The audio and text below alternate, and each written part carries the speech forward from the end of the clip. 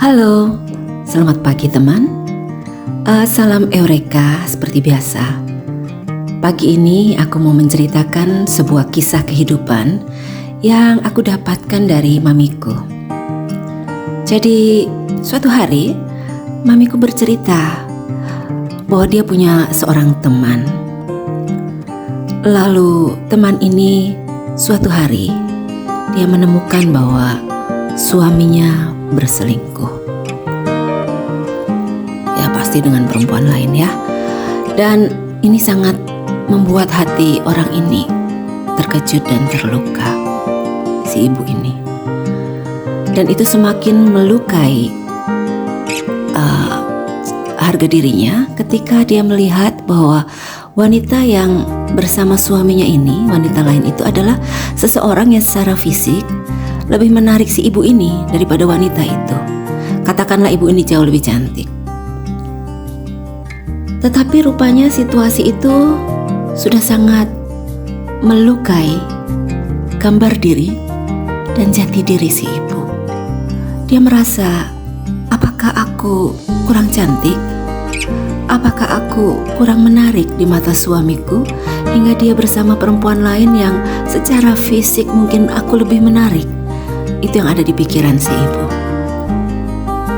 Lalu ibu ini pergi ke luar negeri untuk operasi plastik. Dia mempercantik dirinya. Dia mengubah totally appearance dia, wajah dia menjadi semakin cantik. Ya anggaplah cantik sekali ya. Jadi kayak artis lah kata mamiku waktu itu.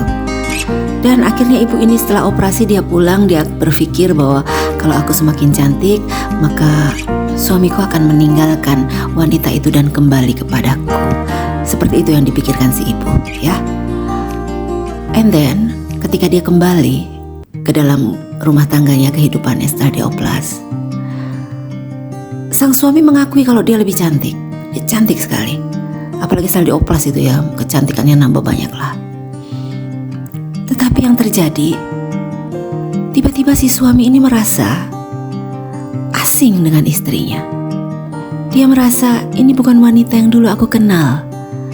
Ini seperti orang lain. Karena itu yang disampaikan si suami ke ibu itu.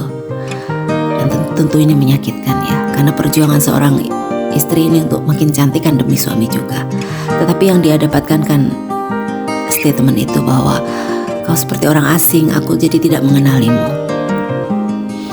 Dan ternyata pada akhirnya si suami ini tetap pergi dari kehidupan si ibu. Dia meninggalkan si ibu ini untuk bersama wanita yang bagi si ibu tadi tidak secantik dia. Dan itu menjadi sebuah momen yang bagi Pratsna sedih. Aku sedih mendengarnya. Karena yang menjadi masalah bukanlah apakah si ibu ini cantik atau enggak. Dalam sebuah relasi, kadang kita berpikir bahwa fisik kita ini cukup untuk mengikat seseorang ada di samping kita. Tapi itu tidak, teman. Bukan itu intinya. Ada 1001 macam alasan kenapa seseorang masih ada di sampingmu. Dan itu bukan selalu karena fisik. Bukan selalu. Terjadi pada ibu ini ketika suaminya pergi walaupun dia sudah sangat cantik. Dan ini bagi Pratsna menyedihkan. Karena perjuangan ibu ini untuk mengubah identitas dirinya hanya untuk membuat seseorang yang dia cintai tinggal di dalam hidupnya. Ya, jadi ini adalah sebuah ironi bagi Pratsna. Dan eureka momenku pun muncul ketika aku mendengar kisah ini. Ya, eureka momenku adalah cintailah dirimu sendiri dulu, maka cinta akan datang dengan sendirinya dalam hidupmu. Itu eureka momenku. Mengapa? Karena ibu ini mengubah identitas dirinya menjadi yang lain hanya untuk dicintai. Dan itu menjadi sebuah kesia-siaan. Karena ibu ini lupa untuk mencintai dirinya sendiri apa adanya. Jadi problem sikap perilaku suaminya yang bersama perempuan lain itu bukan sumbernya bukan wajah ibu ini, bukan fisik ibu ini. Ini sesuatu yang mungkin lebih dari itu. Kompleks sekali. Karena relationship itu kompleks sekali, teman. Kita tidak bisa menjelaskannya hanya dengan kata-kata A, B, C, D lalu dijadikan sebuah hal yang baku. Tidak bisa. Itu sangat kompleks. Jadi ini menyedihkan karena ibu ini ketika terluka gambar dirinya, maka dia mengubah identitas dirinya, dan itu tidak membuat cinta hadir dalam hidupnya. Ini mengingatkan Pratsna akan kata-kata syair dari penyair favoritku, yaitu Khalil Gibran. Beliau mengatakan, dan aku sudah share ini juga di ruang baca ya. Kalian bisa lihat ruang bacaku tentang mencintai dan melepaskan.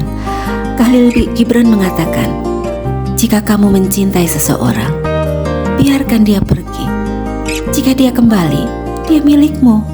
Jika tidak, dia tidak pernah menjadi milikmu. Apa maksudnya yang bisa kita dapatkan dari syair yang indah ini? Bahwa segala sesuatu di dalam hidup kita sudah digariskan, sudah ditakdirkan. Apa yang menjadi hakmu, dia akan datang dalam hidupmu. Apa yang sudah selesai dan sudah berhenti proses untuk menjadi milikmu, maka dia akan pergi dan kamu tidak bisa memaksakan untuk itu tetap ada dalam hidupmu. Jadi mengalirlah dengan kehidupan. Menurut Pratsna, seharusnya yang dilakukan ibu ini adalah berdoa. Doakanlah suaminya. Kalau memang sang semesta menghendaki mereka tetap bersama, apa yang menjadi haknya, apa yang menjadi miliknya, itu akan kembali kepada dia. Semesta akan hadir untuk menolong ibu ini, membawa orang itu kembali dalam kehidupan dia melalui doa yang lahir dari ketulusan hati. Dia tidak perlu mengubah gambar dirinya, tidak perlu mengubah identitasnya. Maka eroka momenku adalah, cintailah dirimu sendiri, maka cinta akan datang dengan sendirinya. Karena apa? Karena energi itu mengalir, teman. Energi itu akan menarik energi lain yang sefrekuensi dengan dirimu. Jadi ketika kau melepaskan pikiran-pikiran yang negatif, maka hal-hal yang negatif yang akan datang dalam hidupmu. Kalau kau melepaskan pikiran-pikiran yang positif, maka hal-hal yang baik yang akan datang dalam hidupmu. Oke? Sekian dulu Pratsna Cornerku pagi ini. Semoga bermanfaat. Jangan lupa like, share, subscribe, dan bunyikan notifnya. Bye-bye.